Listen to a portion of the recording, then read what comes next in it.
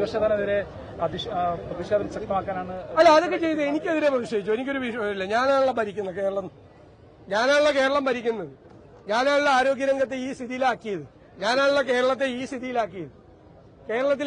കേരളത്തിനെ ഈ ശരിയാക്കി തന്ന ഞാനാണല്ലോ. അതുകൊണ്ട് എനിക്കെതിരെ പ്രതിഷേധിച്ചോ, കുഴപ്പമൊന്നുമില്ല. ശിവൻകുട്ടി അടക്കമുള്ള ആളുകൾ പ്രതിപക്ഷ അതിപ്പോ കേരളത്തിൽ എന്ത് സംഭവിച്ചു കഴിഞ്ഞാലും എല്ലാ മന്ത്രിമാരും വി.ഡി. സതീശനാന്ന് പറയും. കാരണം എനിക്ക് വേണ്ടിയിട്ട് സോഷ്യൽ മീഡിയയിൽ വർക്ക് ചെയ്യുന്നത് അവരാണ്. എന്റെ PR ചെയ്യുന്നത് ഇപ്പൊ അവരാണ്. എനിക്ക് എന്ത് ചെയ്യാൻ പറ്റും? മന്ത്രിക്കെതിരെ പ്രതിഷേധം തുടരുമോ?